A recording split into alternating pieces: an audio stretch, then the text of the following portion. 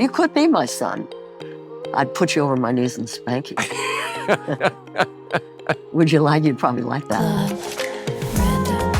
For someone like you to be willing to go to jail, which can't be fun. If you're white and famous, going to jail is nothing.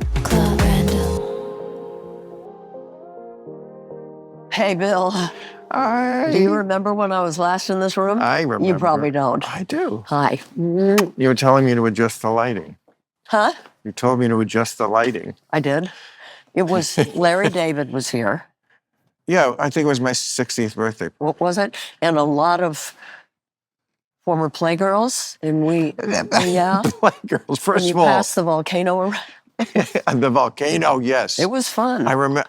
That was when I was with Richard, which is why I got invited, because I don't usually get invited to your parties. Oh, stop it. That's right. I was going through Richard Perry to get to Jane Fonda. Uh-huh.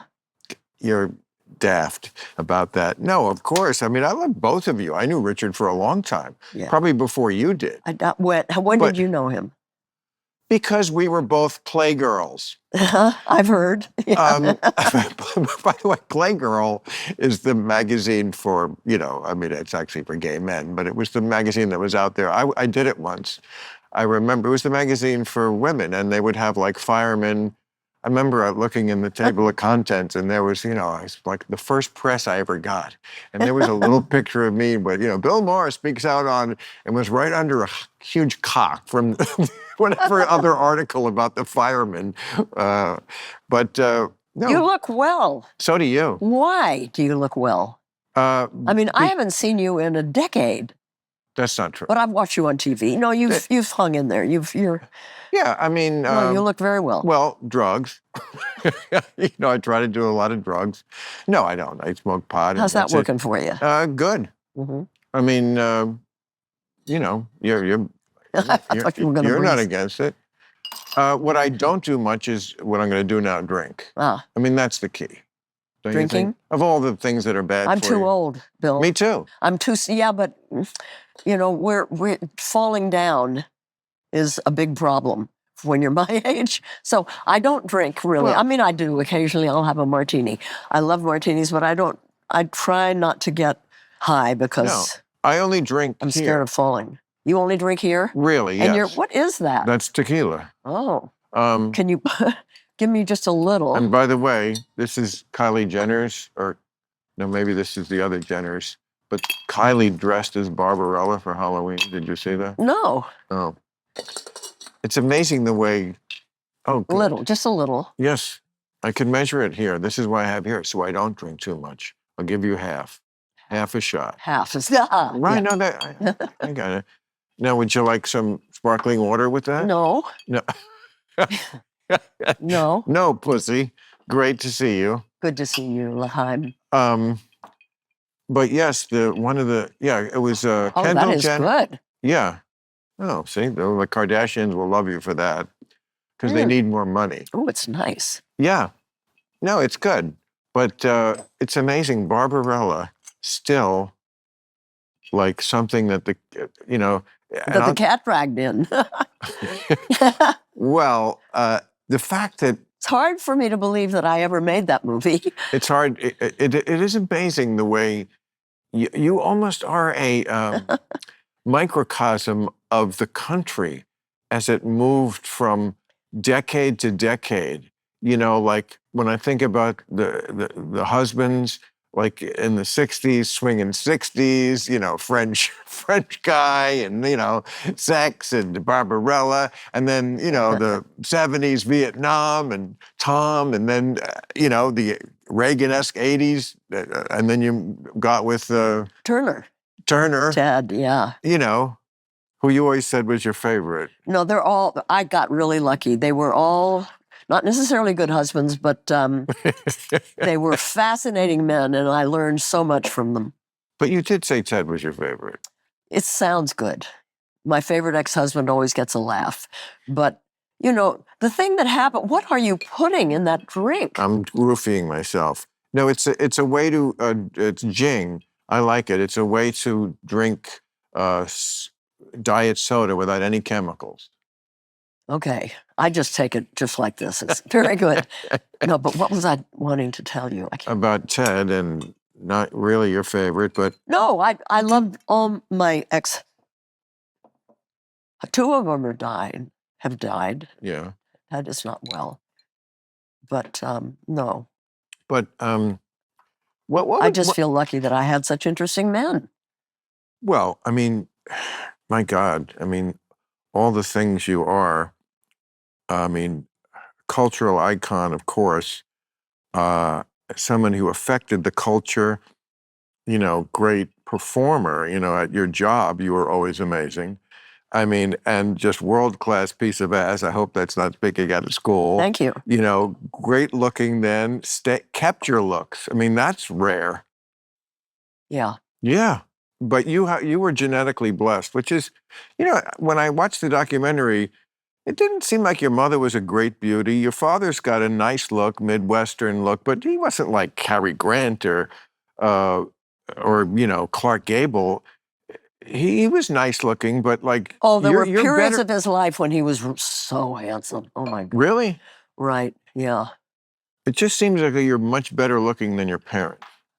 And my mother was also a great beauty in She her was? heyday. Yeah. And Huh. then just my father wrote in his autobiography that men were drawn to her like moths to a flame. She was extremely beautiful. I don't look anything like her. Really? That does not come across in the documentary. I mean, she looks nice, but Yeah. I mean, of course, a lot of it was showing her when she was sad. Yeah. I mean, that's a great theme that runs through it. She was sad all her life. Yeah. People, I'm going to be 87 in a few months, That's and people unbelievable. say to me, "Where do you get your energy?" And it always surprises me because I don't feel like I'm more energetic or anything than anybody else. I don't know. I guess people expect when you're my age that you're kind of on your way out. Well, I am definitely on my way out, but well, we're all on our way out. death is so democratic. Yeah, I mean, but do you feel less energetic than you were? No, I feel more. That's what's so weird. In fundamental ways, I feel younger than I did when I was in my 20s. Right. I was so old when I was young. So old. Do you know what I'm talking about? Oh, of Do you course I do. identify I'm at all? almost 70. So young. You could be Did- my son. Right. Well, if you're, I'd be worried if I yeah, had a son like you. yeah, you should be. But there's that bird song. Remember the Birds, the band? I remember them very well. But they had a great line about something I was so much younger than. Maybe it's a Dylan. Oh, I was. You know this? Yeah, I know the line you mean, but I can't remember what it is. But Yeah, it's like. I was so much younger then than before. Yeah, Yeah, I right. know, Well, but I the don't idea remember. being that you actually do, in some ways, get younger when you get older. I feel like I don't know if I'm more energetic, but I'm so much smarter about my health. I've learned so much about health. I've learned Health, okay. health and how to take care of myself. Yeah, Um, and you want to take care of yourself. well, you have to, because when you're old, you're on a short leash. I've said it before, but when you're young, your body's almost too good, because you can beat it up so badly. You can do drugs and stay up all night and snort coke through a dirty $20 bill, and you're fine. And you get up on 2 hours sleep and you go to work, and you just can't do that at a certain age. The drinking we were talking about. I'd love to be able to drink. I still love drinking. I loved it every minute I did it. I just can't do it. I'll look like shit and it'll make me sick. Good for you. Well, no, good for me. It's No, I it's mean, not forced everybody upon me. realizes that. I never beat myself up like you just described. I was never a big druggie or. But Yeah, no, I mean, I did all the drugs. I don't think I'm lucky. I don't think I'm an addictive personality. So I never got too into anything. that's a big doobie. That's what Mrs. Arnold Palmer said. Oh. Oh, yeah, I know. Oh, well. The way we just both had that same thought, like, oh. Yeah, I mean, yeah, it's hard to believe. I'm shitting my pants. It's hard to believe. I mean, I may quit because I don't want to do another. I did Trump. I did all the Trump stuff before anybody. I called him a con man before anybody. I did. He's a mafia boss. I was the one who said he wasn't going to concede the election. I've done it. I've seen this fucking. Well, then how come he's so hostile to Jimmy Kimmel and not to you? He's very hostile to me. He Is he? tweets about me every week. Oh, really? Oh, yes. Every week he accidentally watches my show and then low ratings loser. Oh, well, yeah. But I mean, I'm bored with it. I mean, So find a new thing to do and not do Trump. Do something else. the show is the politics. I know, There's no other thing than, and he's going to dominate the news like he always does. Because I had a congressman, no, a governor on, Governor Jared Polis of Colorado. He's Bad. bad. He's a bad governor. Why? Okay, there's a town in a suburb of Denver called Commerce City. People are dying because they're surrounded by an oil terminal and a pet food factory and a Superfund site, and they're dying, and he does nothing. He does nothing about it, nor do the senators Bennett and Hickenlooper. Well, why do you suppose that is? I mean, if he is not, Because he and takes money from the fossil fuel industry. I'll bet you anything. Okay, but we're talking, if the folks out there don't know who we're talking about, he's a liberal Democrat. He's a Democrat who is, this is really weird. This is what his constituents say, that he's a Democrat who is a libertarian. So? He doesn't like regulations.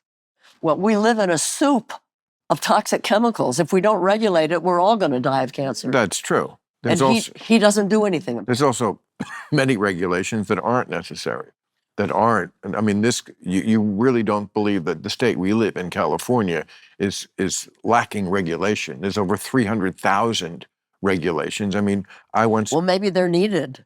They're not. When I tried to put in a garage door, I had to have 3 inspections. There should have been none. I should be allowed to change my garage door. Are you kidding? Really? It was about a garage door? Absolutely. I'm sorry. Yeah, that is. No, you know this about California. Come on. No, I don't. Well, I'm sorry, I don't. You've never heard that California is overtaxed and overregulated? That we are a one-party state where there's sort of no checks on that sort of extreme leftism. And that, what do you think? I don't for a minute consider California a state that is extreme leftist. Not at all, not any way. Well, that shows where your politics are. That's not where mine are. I'm sorry to tell you, is because that, I've been saying this on my show, there is 2 parts of the Trump coalition. There's about a third of this country who always loved the hard right wing. That's the Birch Society. We're old enough to remember the John Birch Society. I had family members who were John Birch. Really? Okay. And these were people who were happy when Kennedy got assassinated. They became the birthers. They became the Tea Party. There's about a third of this country that's very hard right. Of course they love Trump. When he left office, he had an approval rating of 34%. So he really only had those people. Why is he now like tied? Because the other part of the coalition are people who, they don't really like him that much. They just think the far left has gone so nutty on so many issues. That's what they're being told. That's what by people like you. Because it's true. You think the far left does nothing crazy? Oh, I'm sure they do. Oh, well then. But I don't know, who is the far left? What do you mean when you say far left? I mean, I could give you a million examples. Yeah, well, give me one. Okay, the NAACP. You think the NAACP is far left? Could I finish my sentence? Yes. You asked me for an example. Yeah.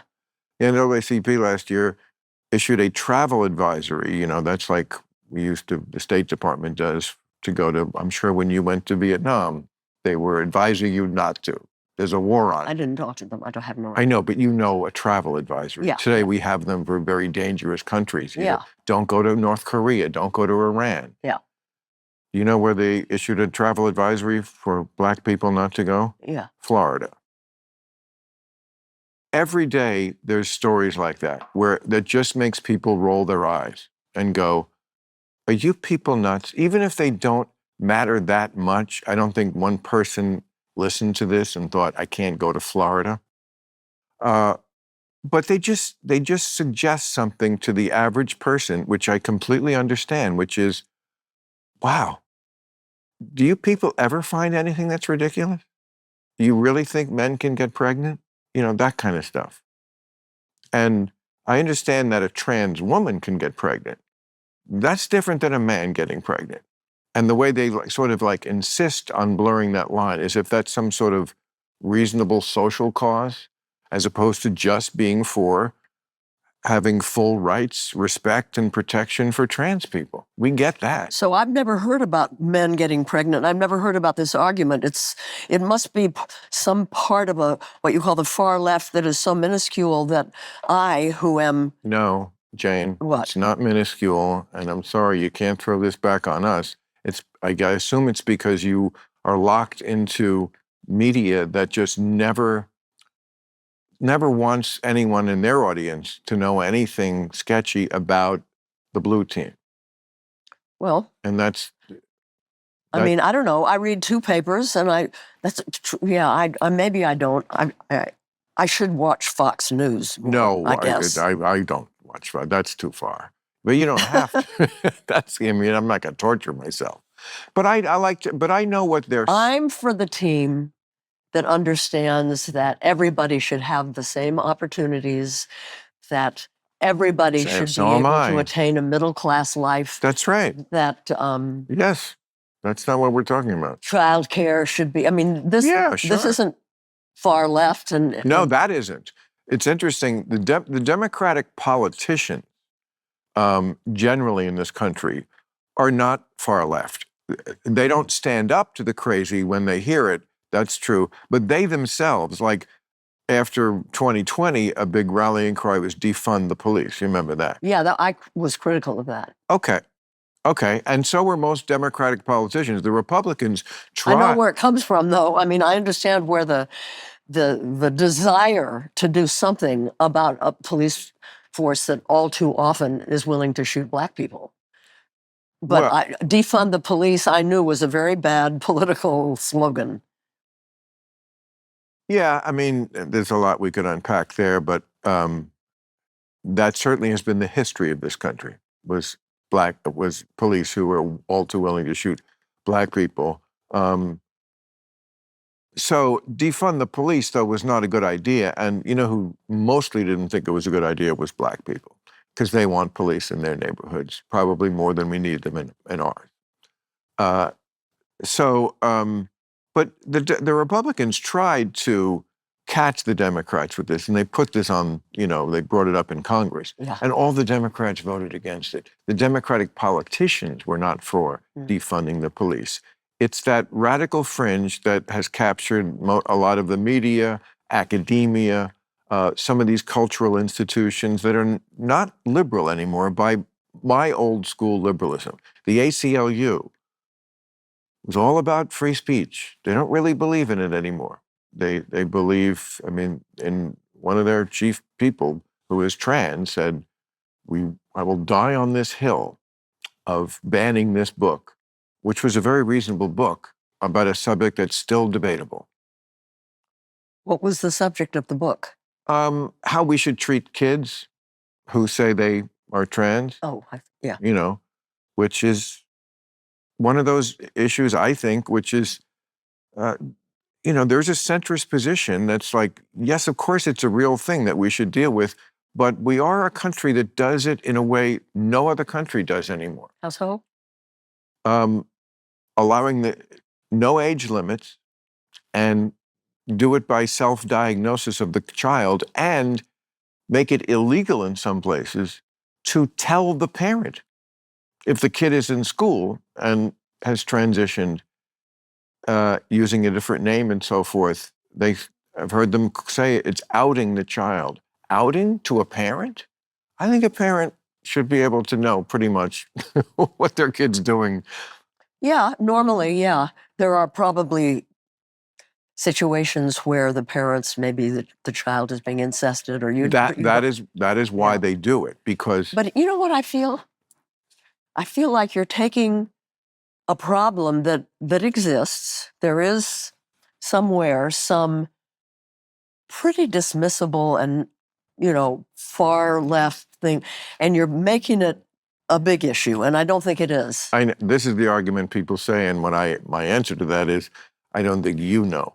You're saying I don't know. I think you don't know how pervasive some of this stuff is, and you're right. Many schools, it's just like school was sort of in our day.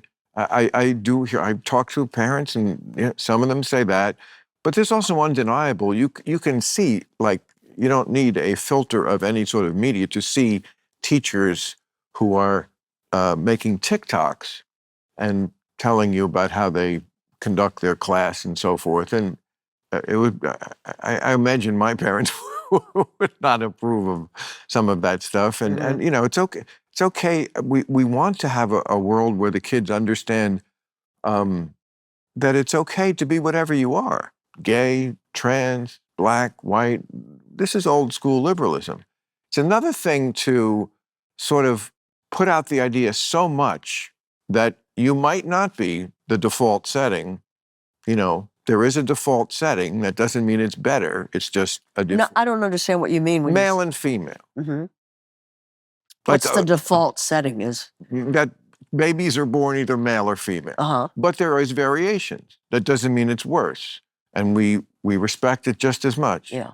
But that's not what they do. That's not what a lot of the TikToks are about. They're not, it's a lot. I know this because I've been around longer than you have. And what I have always noticed is that the beginning of any movement, people are very radical and very, I don't know what the right word is, but and then it kind of like joins reality more. And I think that's... Yeah, like I said, the Democratic politicians, I feel like by and large, they do live in reality. They're in it more for the right reasons. They're more likely to be policy wonks and actually know the details. Republicans, very few of them ever know any detail. That's just not where their mind goes. Bush, Reagan, Trump, you think of them and you don't think of them like really mastering the subject, like Obama, Hillary Clinton, Bill Clinton. They were wonks, and that's what you really need to be an effective governor of the country or the state. But like Clinton and Obama, which are our last two successful Democratic presidents, 2-term, both of them went much more toward the middle. That was their success. And I don't see anybody anymore going toward the middle. The Trump people, they just go toward being as big a dick as we can. We'll have a rally and let me just say awful things and call her a whore, just disgusting. Okay, we're facing a climate crisis. Oh, that too. And we, according to science, I believe in paying attention to the science, we don't have a lot of time to do something about it. There comes a point where the tipping points happen, and then there's nothing we can do. It's out of our control. And we don't have a lot of time between now and the tipping points, okay? Which is stop all new fossil fuel development, cut our emissions in half very quickly, and then gradually phase out. That would probably be considered, maybe even by you, as radical. Well, it doesn't even matter because it's never going to happen. That's just not something humans are willing to do. It's going to have to happen. No, or there's no future for us. Well, first of all, that's not necessarily true. I've always been on your page. Well, then how can you say that isn't necessarily true? I'll get to it if you let me. Okay. Okay. First of all, the problem with tipping points, which I totally am on the page. There is a tipping point, and it could be tomorrow. We don't know. But the problem with that argument is that they have been saying it for a long time and made tipping point predictions that we've passed. That doesn't mean it's not going to happen, because I agree, it is going to happen. It's just common sense. You can't do what we're doing. We know how it changes the atmosphere.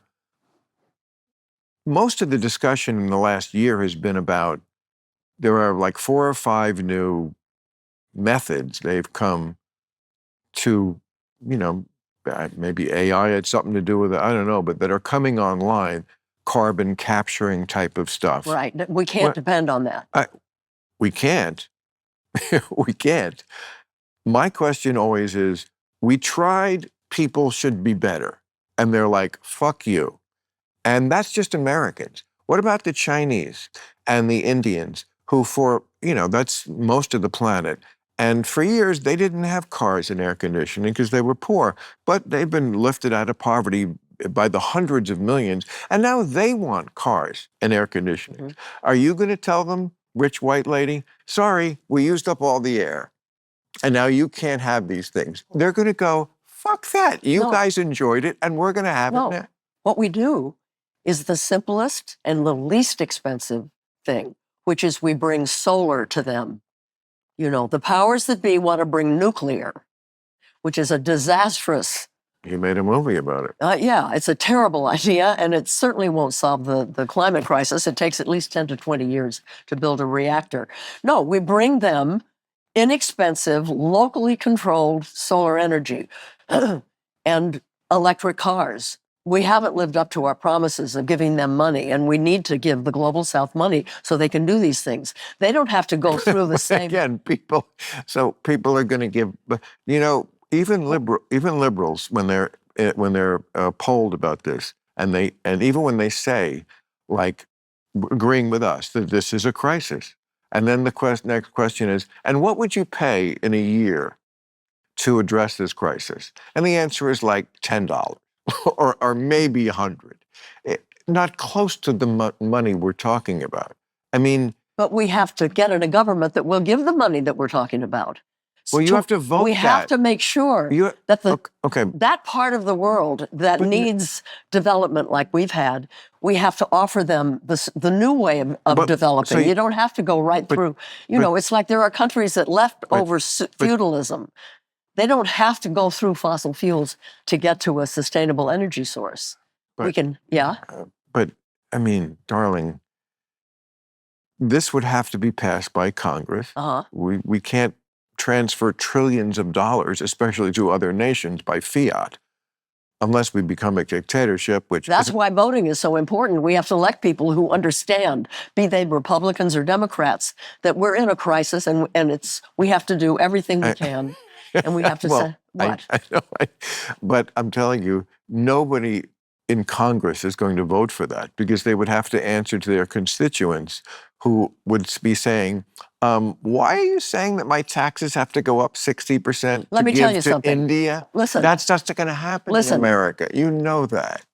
We, taxpayers, including poor people, out-of-work people all across this country, are giving $20 billion to the fossil fuel industry every year. Think what that money could do. $20 billion could go to Africa, South America, the places that want to develop and solve their problems. We're paying for that.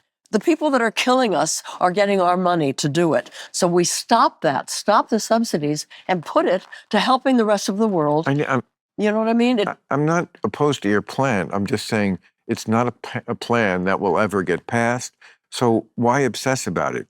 Maybe what we should do, I'm sorry to say it, I always resisted it, is yes, we might have to invent our way out of this. And it looks, I'm telling you, all the articles this year, not from right-wing sources, this is in the New York Times, are actually very promising. There's like 5 new, which kind of makes sense because we are getting, with AI especially, the amount of scientific questions that elude us is going to decrease exponentially.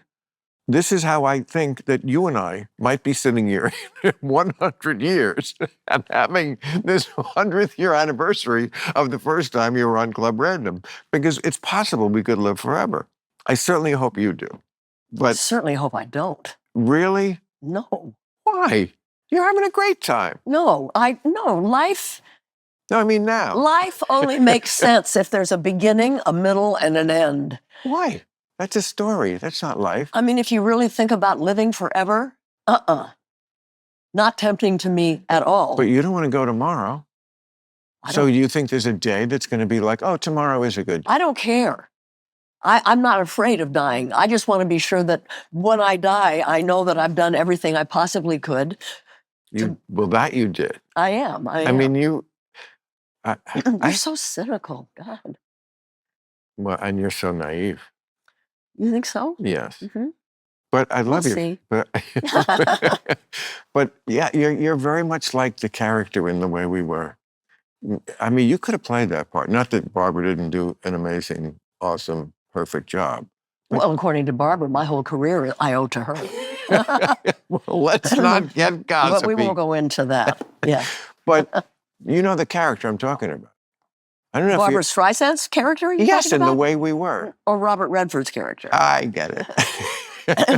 No. I can't remember the movie well enough to know what you're talking about. Okay, well, I'm going to tell you. It's a really great movie, and she plays a part who's very close to who she is. Everything is super political, and so I'm saying you could have played it, and she. Like, there's a great scene at the beginning, and, she has this rally, and she's for the communists. It's the 1930s, and the kids are against her, and then she wins them, and then she loses them because she won't laugh at herself. And she says, everything is this, and protesting, and Robert Redford, and he's just like the handsome chicks of goddess, And he's like, Katie, you never stop, do you? You never stop. And she doesn't. And that kind of is Barbara. She never stops. But you have sort of that same gene. I mean, it's like, sometimes I wonder if we had a utopia, it would be the greatest pain for you because you need to be, I mean, you're there for the cause, absolutely sincerely, but also the cause is there for you a little. Am I wrong? I don't, you're so different than me that it's hard for me sometimes to even understand what you're talking about. Really? So we must have a lot in common. I don't think we do. Really? No. Why? Except that tequila's really good. Why? What do you think is so different about me? Just your worldview is so totally different than mine. I don't see people the same way. I don't see. You think I'm a cynic? I think you're very cynical. I know. Yeah. But don't you think the world makes you cynical? I don't know. I'm not cynical. And I've been around longer than you. Yeah. A good 20 years more. You could be my son. I'd put you over my knees and spank you. Would you like? You'd probably like that. No, I think I'm very normal. I think I'm very normal, and I love when I grew up. I think it was like a very normal time. If you were white, yeah. Yes, if you were white, Yeah. absolutely. Glad we said that. I mean, I can't help that, nor could you, when we were born and how we were, I mean, I think The color of our skins. Yeah, I mean, the problem with race, always feel, is like you and I personally didn't do it, but our race did it, And continues. and we benefited from it. And still do, yeah. Yeah, but less than before. I feel one problem liberals have is they don't feel like they can acknowledge progress because it somehow makes them less good. They just have to always, there's more work to be done. And there always is more work to be done. We're humans on Earth. There always will be. But No, but it's pretty serious for people of color. What is? The ability to live a middle-class life, the ability to accumulate wealth, the ability to own a home. They are prevented from doing those things by laws that remain in place, like redlining and mortgage issues and so forth.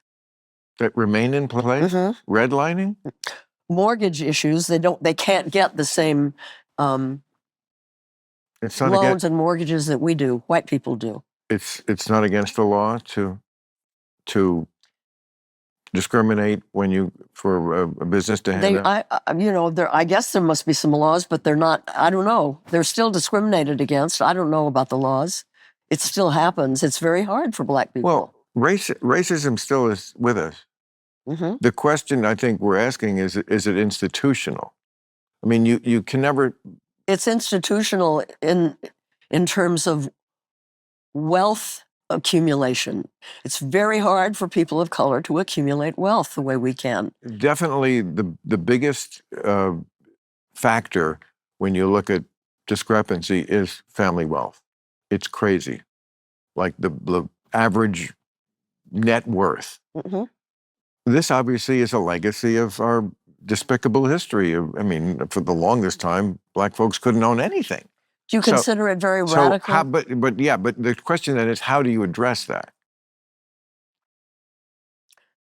Well, you try to organize in the mortgage banking community. I just spoke to a conference of mortgage bankers. That's one way. Well, We have to change the laws, change the regulations. well, I must admit, this one is not one that's on my radar. I didn't know that.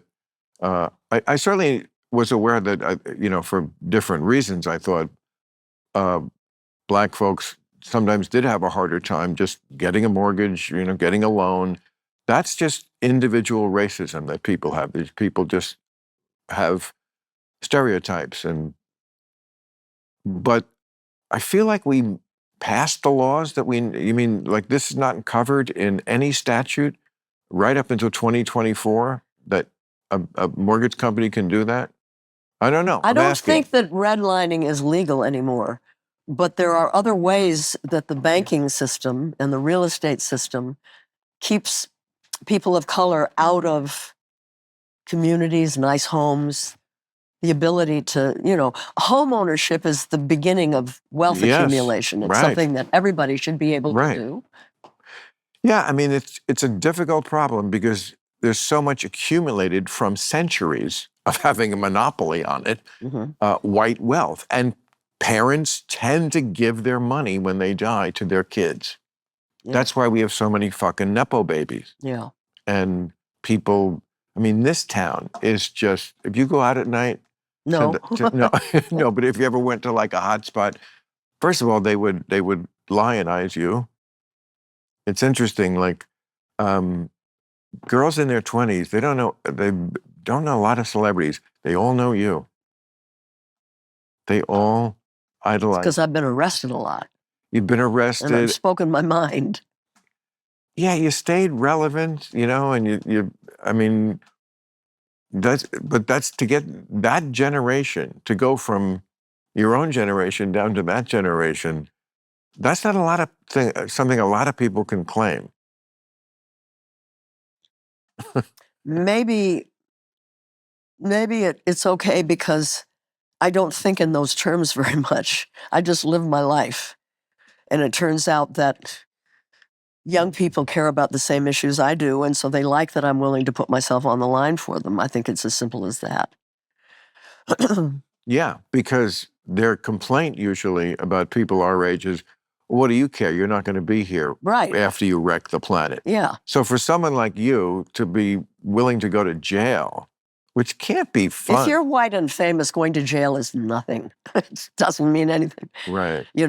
I noticed during the 4 months that I was in D.C. getting arrested every Friday with Fire Drill Fridays, very few of our speakers of color joined me. And that's because jail means one thing to people like us and another thing if you're Black or Hispanic.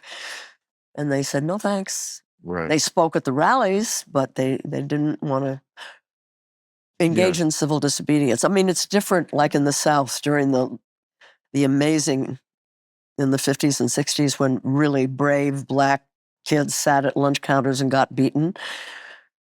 But that was their issue, Climate isn't quite on a place where they're willing to get beaten up yet, I guess. But yeah, my friend, young people really care about climate, though. Young people what? Really care about climate because it's their future that we're squandering and destroying, and yeah, I mean, again, we're talking about I feel like a common goal, a common belief that it's really happening, but then, I mean, it is a reasonable debate, is it not? It's not cynical to argue about how do we get there, and I don't think it's like, no, that's not cynical. Okay, well, neither is, I think, being practical. Like, and being able to say, but this is never going to really happen. I mean, as much as it should happen and we want it to happen and we can keep agitating for it to happen, I just don't think people are going to give up the quality of being selfish and not being able to see, They want to live in the present, not the future. When they struck in Paris a few years ago, the famous line was the guy said Macron, who was trying to get Right. something done globally, he said he cares about the end of the world. I care about the end of the month. Right. I mean But the real way to do it, and that we may never learn, we may go extinct without ever learning it, but indigenous people know this. 7 generations. You have to always think, 7 generations, what is this going to mean? And we've lost. Have you been on TikTok? They can't think for 7 seconds. Yeah, I know. That's the problem with TikTok. Well, you mean the problem is we have been alienated from nature. We don't understand that we are nature. We just have bigger brains and thumbs so we can destroy nature, but we are nature. If we destroy or continue in this transactional way with nature, we're going to, it's like, if there is a civilization in the future to look back on this, they're going to look at us and think, how stupid could people have been to know what's happening and not rise up and do something about it? Well, there are those who believe they may already be among us, studying us. And, then there's the scene where Keanu Reeves comes in and says, look, I'm a nice guy, you're nice people, but you're going to have to go because you're fucking everything up.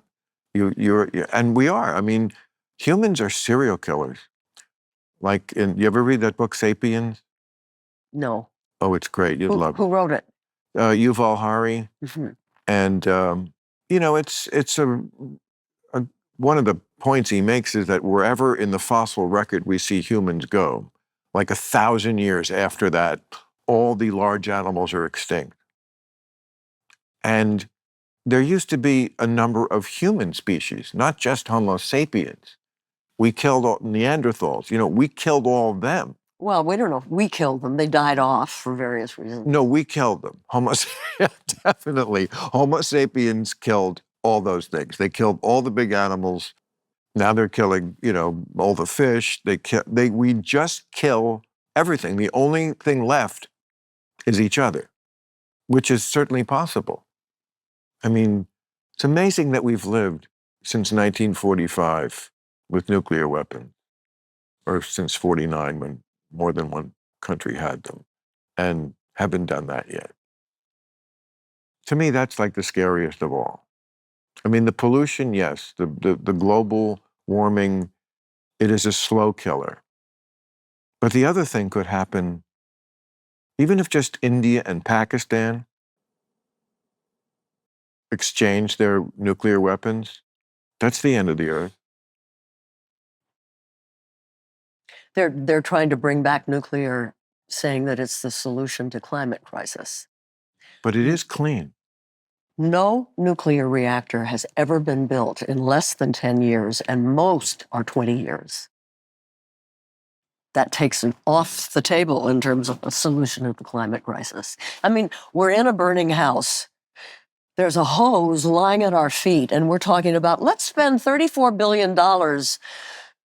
In 10, 20 years, we'll have a nuclear plant. They go, pick up the frigging hose. But solar and wind, in particular, are becoming so inexpensive and so available that they're irresistible for the market. These are going to become the reality.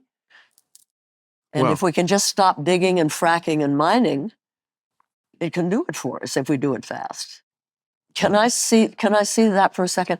You cut off the end of it? Yeah, I don't want to smoke the ash. This doesn't smell like pot. Want to bet?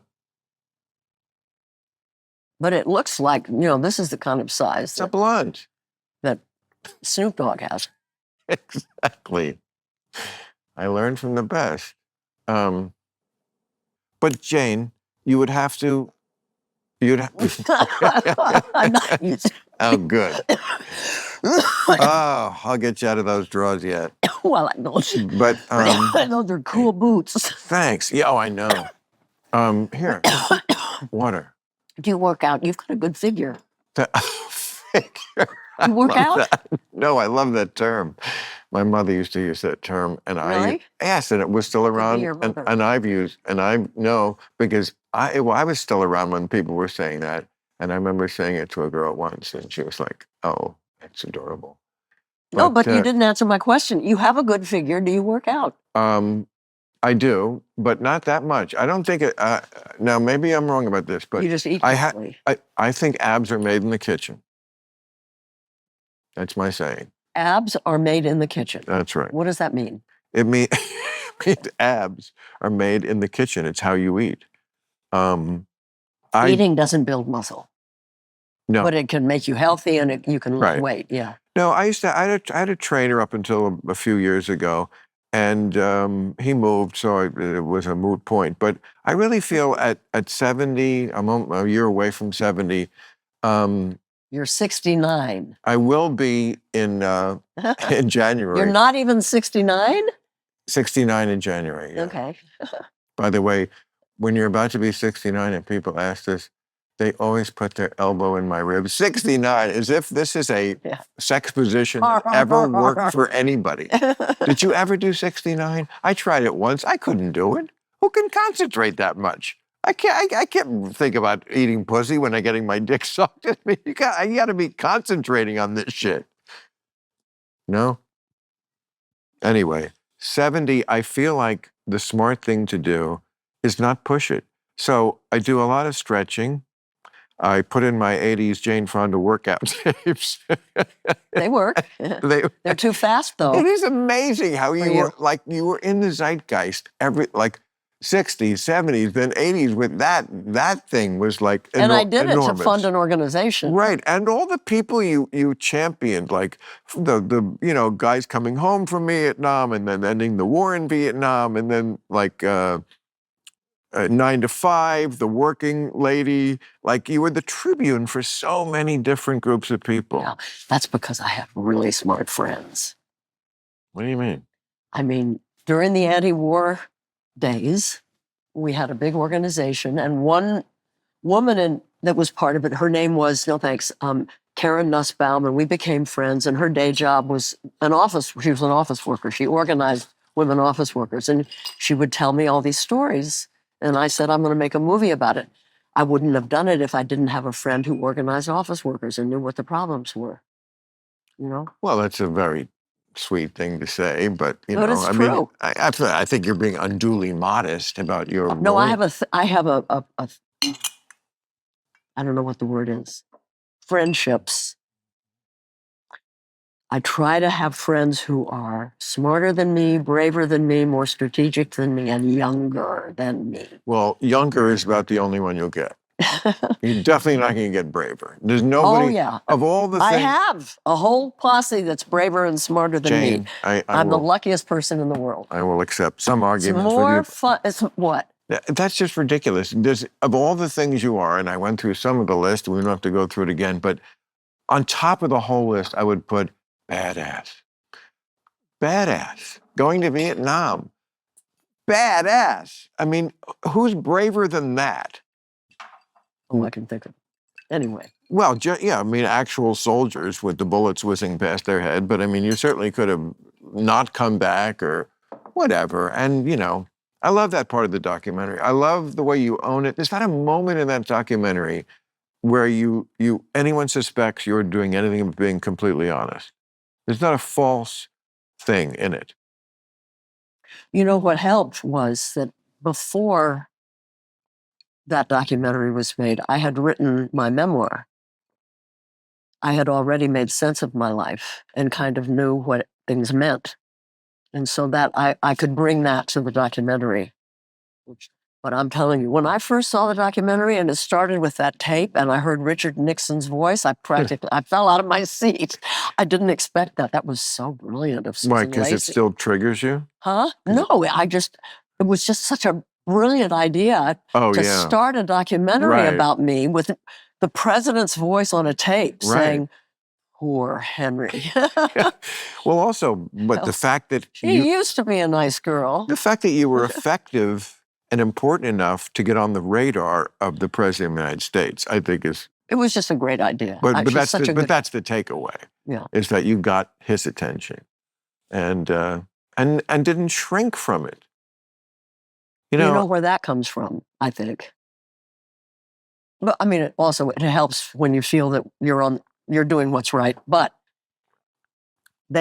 people like Nixon and others always thought that, Henry Fonda's daughter, she's been privileged all her life. We give her a hard time, she'll fold. And it was like, try me. Yeah. You think you can get me to fold? And it's always been that way. I wanted to learn to meditate. I need to know how to meditate. And so I went to the Upaya Zen Center in Santa Fe for an 8-day formal silent Buddhist meditation. Oh, Lord. It's really hard. Not bad. And I knew they all thought that I was going to not last. And so So what, you get to eat, but you're fed and it's formal. You do it formally. but you don't speak. You don't speak or make eye contact For 8 days. for 8 days. What do you do? You meditate. How do they know you're meditating? You don't. I mean, you could be cheating, but why even go to such a thing if you're going to cheat? Right. Yeah. So the whole time you were meditating, as opposed to just letting your mind sometimes take a little vacation and think about. Well, Yeah. you do chores, and during that time you can let your mind go anywhere. I like to clean. This sounds like windows. something Aaron Rodgers would do. I don't know who Aaron Rodgers is, but it was He's great. a great guy. Who is he? He's a football player, but Yeah. he's a football player who he does ayahuasca, and he's always looking for the next level of knowledge and beingness or whatever. But after this 8 days, did it change you? Yeah, I meditate now. It got me. That got you into. Yeah. Maybe I should do it, because I've tried to be a meditator, and I can kind of clear my mind when I'm trying to go to sleep if I make up my mind to do that. Uh-huh. But I don't feel like I'm really getting the full experience. And there's no spiritual element in it to me, because I'm an atheist, a cynical atheist. No, but being an atheist or a believer doesn't have anything to do with meditating. When I really... Isn't there a spiritual element to it for a lot of people? Yeah. Oh. Yeah, there is. It can be very spiritual, but it doesn't rely on someone believing in a particular God. I see. But I forgot what I wanted to tell you something. I can't remember. I do the same thing. Huh? I do the same thing. Do you really? Yeah. I do it all the time. I do a lot of public speaking, and half the time it's the pot. I can't remember why I started a sentence. It's the pot. It's the what? It's the pot. The pot. I don't smoke pot. You just did. You forgot that. That's not gonna. Right. Yeah, but that. It's the pot. For it to affect your brain, don't you have to be a regular pot smoker? And I am, and that's what it does. But I'm not. So it's just age. But it only happens when I am smoking pot. Like I would never smoke pot before Real Time, because it's a different kind of show. This is just who I really am, and talking to somebody I really love, and this is what our real conversation would be.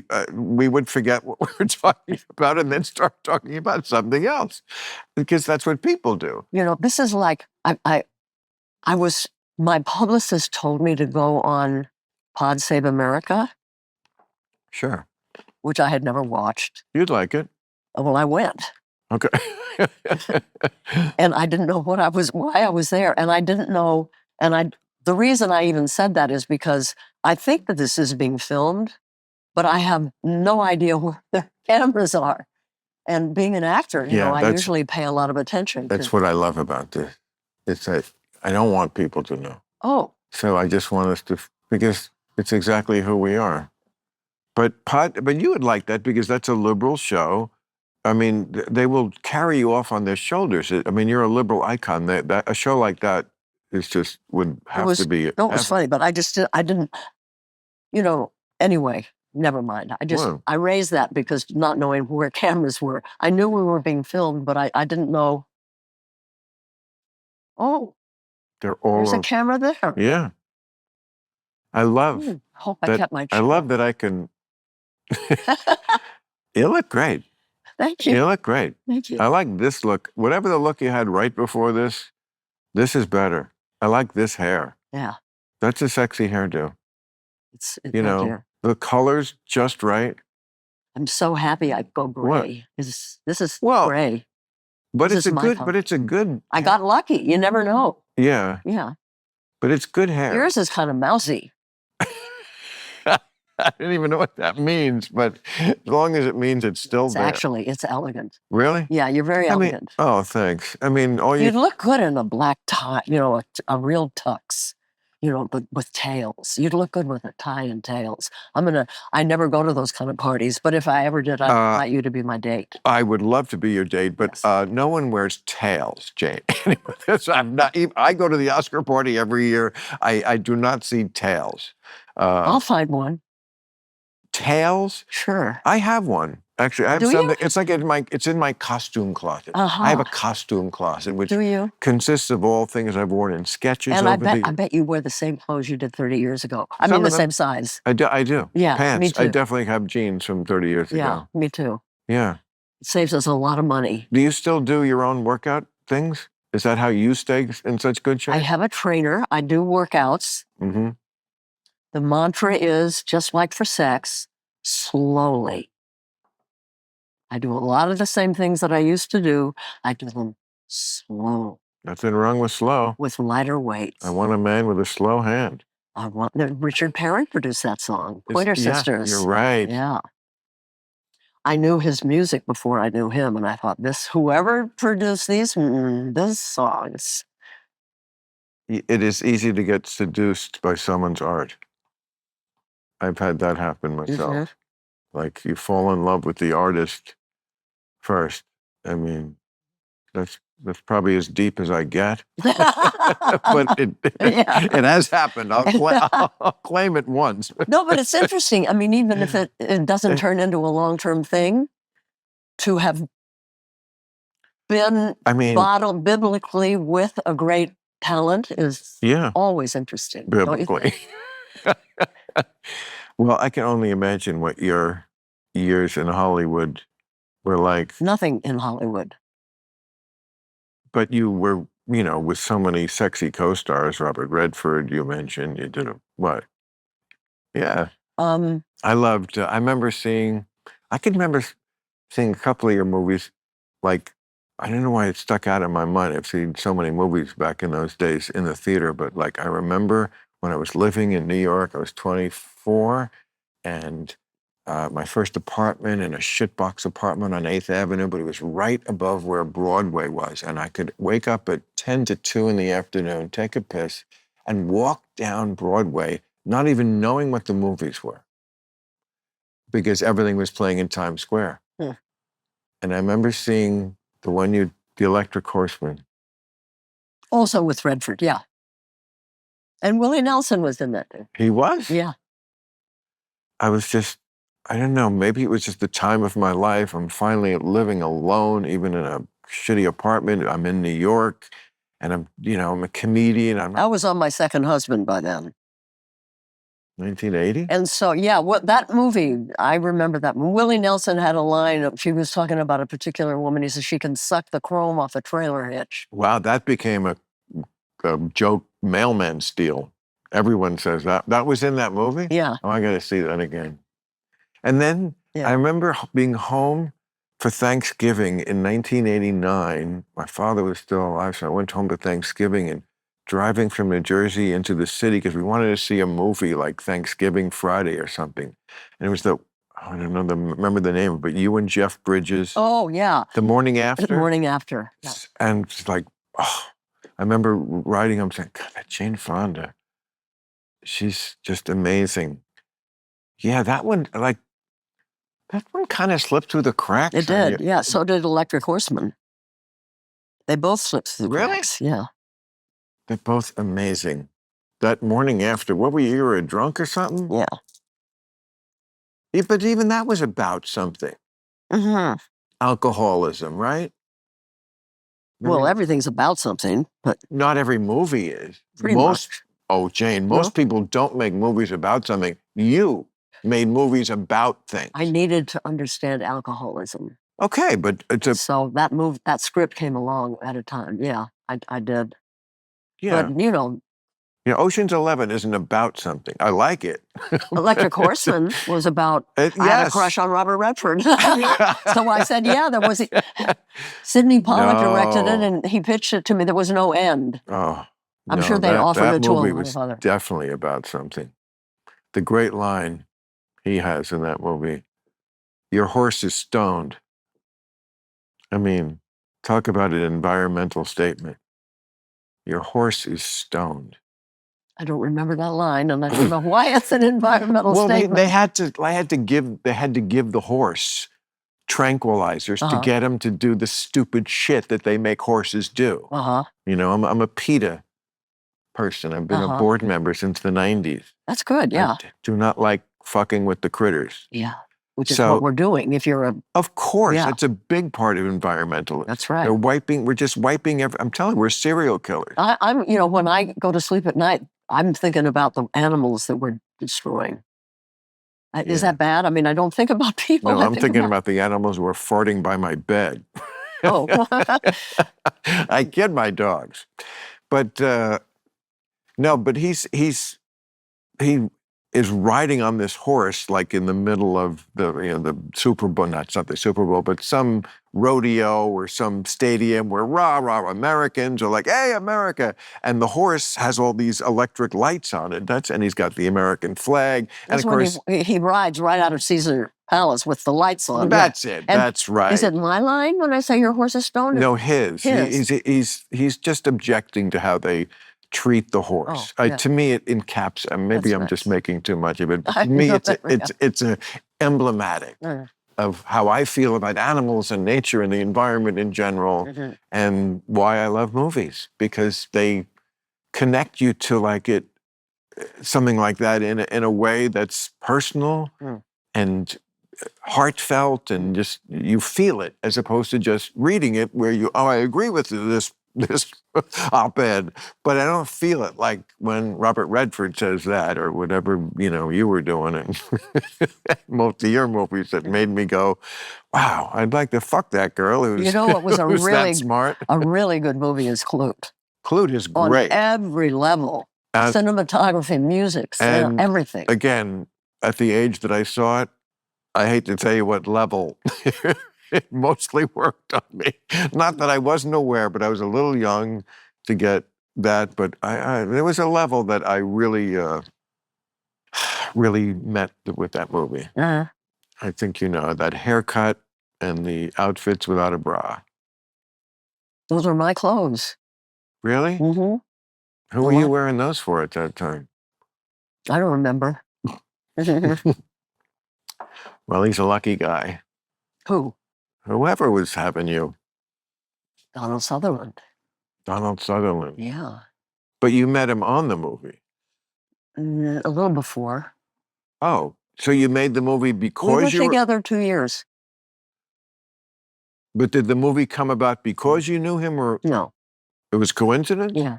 Really? Yeah. They just happened to cast you both? Yeah. Oh, wow. So lucky, the guy I'm doing is going to be in the next trailer. Well, I knew he was going to be in the movie, but we hadn't started shooting. Anyway, it doesn't matter. I saw Maria last night. Maria. It's the movie about Callas, Maria Callas. Oh, okay, great yes. opera singer. And played by Angelina Jolie. Wow. She's fabulous. I'm sure. Oh, yeah. Well, of course. Because she's so talented. She is very talented. She's really, really talented. Yes. But she hasn't had a chance like this since Girl Interrupted. Really? Since that far back? Yeah. That she owns. She owns Maria Callas. She has Maria Callas in her. And I met Maria Callas, and Angelina captured it. The sadness and the playfulness at the same time. Angelina has some of you in her. I mean, I hope that would be... Well, yeah. I mean, first of all, she's done at least 2 movies that were really, I don't think any studio expected them to do that well. Girl Interrupted being one? No. I'm talking about movies that she directed. Oh, one was about... Yeah. Oh, I think Serbia, right, and one was about Cambodia. I know what you're talking about. And, totally. You got to give it up to someone who will put their stock on the line to do a movie that, again, a lot of people are not going to be interested in. They're serious subjects, but to draw attention to, And Callas. boy, does that take courage Well, to step up for that. educate me on Maria Callas, because I know very vaguely opera She was singer. very poor girl in From Greece. Greece. In Greece. She was Greek. And she had a troubled, I'm not going to give away too much, a troubled childhood. But at any rate, she became arguably the most brilliant opera singer that ever existed and remains that way. I mean, just extraordinary voice. What years are we talking about? The 40s, 50s? Well, let's see. It was the mid 50s when I saw her, and she was already with Onassis. She was with Onassis. Yes. He became her lover. He refused to let her sing when they were together, and he dumped her for Jackie Onassis. Oh, it was that close to when he was with Jackie. Yeah. Wow. You know, she had a. Well, that's the 60s. It was a difficult life, but she was adored. I mean, she was beyond talented. What do you think of Onassis? Is he that kind of guy that you could have gone for? Because, like, for Jackie Kennedy to find him interesting enough to get with. Did you ever meet him? Onassis? Yeah. You know, in the movie, she was, Maria, played by Angelina Jolie, is asked why she loved Onassis. And she said, he let me be a girl again. You know, it doesn't matter what I think about him or anything, but it was an interesting movie, and she was extraordinary. She was so brave, really. It was really nice to see. I mean, I feel like I learned too late in life, not too late, but late, that you can love somebody, but they have to be right for you. You know? And I guess your guys were right for you at the time. Yeah. You know? I think probably, Bill, at some point in my long life, the right guy came. You know, he crossed my path, the right guy, and I fled in terror. Like you thinking of somebody specific? No, because I don't know who it was, but I'll bet. And I fled in terror. Right guy being someone really nice, capable of cherishing me, not being threatened by me, who would say, "Come on, Jane, show up. Tell me what's really going on." It doesn't seem that hard. You're such a nurturer. I mean, the common thread that goes through all of your relationships Never happened, is that okay? you... Because anybody who would have asked that of me, I would have said, Ask what of you? Nurturing? show up. Come on, really show up. I don't know what that means, show up. It means being in a real relationship. It means being attuned to not just the facts of what's happening, but the inner life that's going on and why it's going the way it is, and talk to me. You know, I mean, really. And you never had that? Huh? No. Come on. With none of them? No. At all? No. People who don't do it for themselves aren't going to ask you to do it with them. Do it meaning being in a real relationship. I don't know. This is another one of those places where we are on different planets, because I feel like my whole life, I've had girlfriends who, yes, that their complaint was sort of like, I want more of you. I want to go deeper. And I'm like, this is it. I'm telling you, this is it. We're on like level C of parking. There's no more. And that's a very tough situation sometimes for a man to feel like, well, I want to give somebody everything, but they think there's more, and this is as good as it gets. You know, I'm not holding anything back. I don't think I've ever been somebody who kept secrets. I never got married. I don't have to.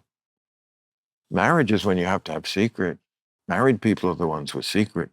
Oh my goodness, and see the cynicism coming out now. It's just reality. You don't think that's real? No, not necessarily. I know people who have been together 60, 70 years and actually love each other more. Of course. There's room for everything. Yeah. But you have to admit, they are somewhat of a rarity.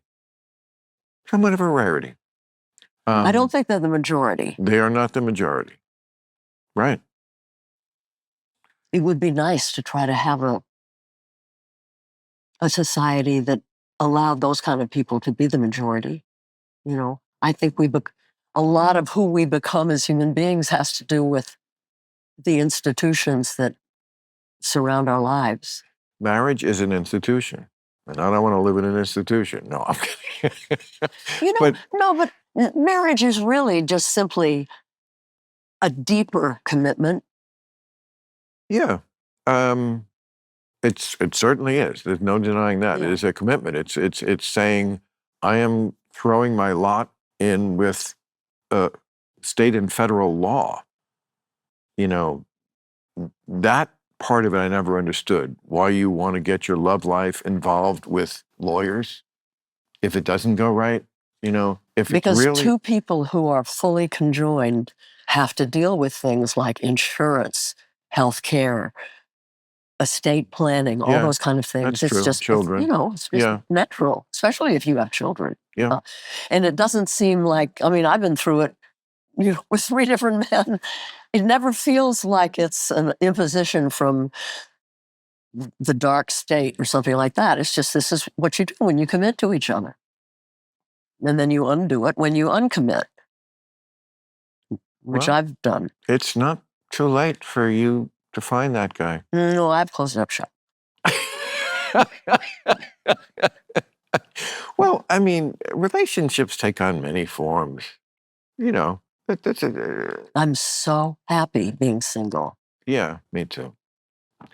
I mean, why are we arguing about it? Yeah, It's true. we're not arguing about it. No, right. And also, I must say, maybe this will sound cynical to you, but I'm sorry, the longer people know each other, the more they lie. People are honest at the beginning because there's no place easier to be honest than on a first date. Yes, and as people are, you know, gilding the lily so they look more attractive, but you also can be honest because there's nothing to protect. You don't have to, there's nothing ventured, nothing gained. So if a woman says, you know, do you like children? You can go, no, I really don't. Let's get that out in the open. It's not enough. But if you're in a relationship for a year and a woman says, do you like children? You better not say no. You better be like, yeah, I do. Maybe not in the next few years, but yeah. You're always protecting more the deeper you are in a relationship. You know, do you find that woman attractive? No. There's no other attractive women but you. That's something you say in a relationship. What? Too cynical? I don't know. I don't, that doesn't resonate at all with me. Come on, you must know what I'm talking about. I don't relate to it. No, I don't really. So there was no jealousy at all in any of your marriage? God, yes, it was jealousy.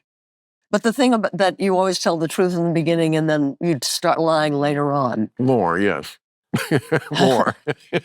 You lie at the beginning too, but just more later on because you're more walking on eggshells.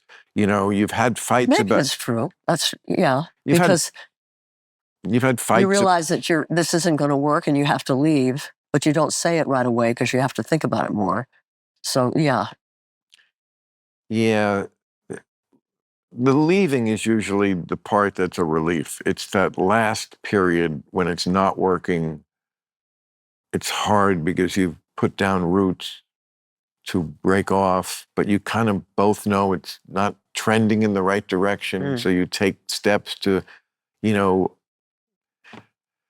get back on track. But as long as you're just taking steps, it's already over. If it doesn't come free and natural, I feel like... I always know when the end is nigh because I always have the same fantasies. Yeah. He dies. I have arranged in my head more funerals for boyfriends and husbands. How do they die? Well, it's falling from a cliff, a balcony. Something natural. Yeah. Yeah. Something Putin-esque. I don't really think about how it happened. I just think about, well, I don't have to worry about that anymore. Right. Yeah. Is that awful? Well, it's not awful. and yet I it- remain friends with all my exes. it's very common because somebody was arguing with me recently about relations. What do you know? You never been married? I said, no, I never been married, but I bet you have something very key in common with all married people, which is that there are times in the relationship when your partner is, you know, they're about to get on a plane. You're not with them. And exactly. Yeah. And when I think that, I feel very guilty about the other 200 people on the plane who will have to die so that I can be happy again. But I'm sorry, that's the way it's going to be. But yeah, that would solve a lot of problems if the plane went down. And that's when you know maybe this relationship, Maybe it's over. Yeah. maybe it's over. Well, Speaking of over, yeah. I have to go to. Oh. I'm going to a Rufus Wainwright concert. Oh my God, you are so badass. You're going to a Rufus Wainwright concert now. Mm-hmm. Wow. And I don't know what time it is in It's this man's cave where we are. Yeah, it's 6:45. What time you have to be? I have to go now. Okay. Well, they won't hold you another second. But I got you these flowers. I've never gotten flowers for anybody on this show Thank you. or do anything, but That's. I am really Give me your hand. Yeah, I'm really I was hoping. I really wanted a bouquet, like I was going to give it, like you my prom Maria queen, Callas. but this is what they got. So It's beautiful. Somebody of your minions will carry it for And me. I will treasure it. I'm living in a hotel Why? because there's mold in my house. Oh, I've been there since June. that's so important. And I probably won't move in So until important. January. I will have spent more than almost a year in a hotel. This is going to be great. Okay. Okay. This is going to brighten up my hotel room. I like a hotel room. I got to say, it's not the worst thing in the It's world. not no. I mean, I'm sure it's not the Motel 6. No, Anyway. it's you can walk to everywhere. I'm smack dab, it's good. Just give me the key. Remember the old hotel when they would, have the guy come up to the room and they would give the key? Now they don't have keys. All right, Jane, I will leave you, release you back into the wild.